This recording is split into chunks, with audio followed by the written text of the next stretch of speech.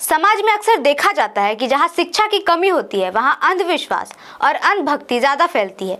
जब लोगों को सही जानकारी और शिक्षा नहीं मिलती तो उनके लिए सही और गलत के बीच फर्क करना मुश्किल हो जाता है। ऐसे में कई लोग बिना सोचे समझे किसी भी बात पर विश्वास कर लेते हैं और दूसरों की बातों को आंख बंद करके मान लेते हैं। यही स्थिति धीरे धीरे अंधभक्ति को जन्म देती है और इसका शिकार सबसे अधिक मूल्यवासी बहुजन समाज की महिलाएं हुई हैं। मैं सुकृति और आप देख रहे हैं MNT न्यूज नेटवर्क। अंधभक्ति का अर्थ है किसी व्यक्ति या परंपरा पर बिना सवाल किए विश्वास कर लेना। जब लोग सोच समझकर निर्णय लेने के बजाय भावनाओं में बहकर किसी बात को सच मान लेते हैं तो समाज में कई गलत धारणाएं फैल जाती हैं। कई बार अफवाहें और झूठी बातें भी लोगों को जल्दी भ्रमित कर देती है।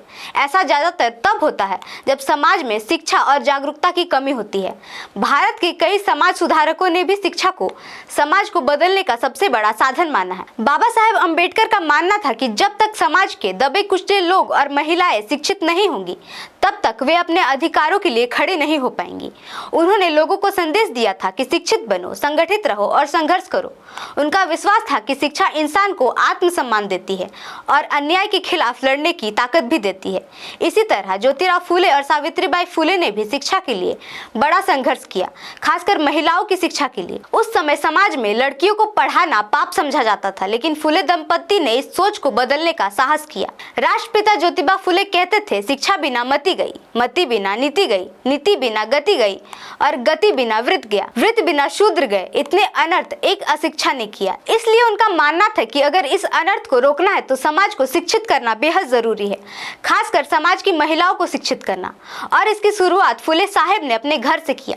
सबसे पहले ज्योतिबा फूले ने अपनी पत्नी सावित्री फूले को पढ़ाया। बाद में सावित्री फूले भारत की पहली महिला शिक्षिका बनी। साल 1848 में उन्होंने पुणे में लड़कियों के लिए पहला स्कूल खोला।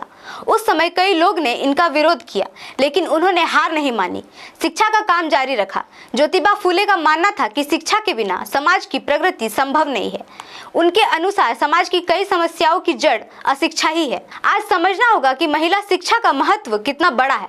अक्सर कहा जाता है कि अगर एक पुरुष शिक्षित होता है तो केवल एक व्यक्ति शिक्षित होता है, लेकिन अगर एक महिला शिक्षित होती है तो पूरी पीढ़ी शिक्षित होती है, क्योंकि बच्चे सबसे पहले अपनी माँ से ही सीखते हैं। इसलिए जब महिला शिक्षित होंगी तो आने वाली पीढ़ी भी बेहतर और जागरूक बनेगी। अंत में यही कहा जा सकता है कि शिक्षा ही वह रास्ता है जो समाज को अंधविश्वास और अंधभक्ति से बाहर निकाल सकता है। जब लोग शिक्षित और जागरूक होंगे तो वे हर बात को समझकर और अपने विवेक से फैसला लेंगे। वे तर्क करेंगे कि क्या सही है और क्या गलत। इसलिए समाज की प्रगति के लिए शिक्षा और महिला शिक्षा दोनों बहुत जरूरी है। धन्यवाद। जय संविधान, जय लोकतंत्र, जय भीम, जय मूल निवासी। MNT न्यूज नेटवर्क को सब्सक्राइब करें, लाइक और फॉलो करना ना भूलें। साथ ही बेल आइकॉन दबाकर जन जागृति की मुहिम में जुड़े रहें।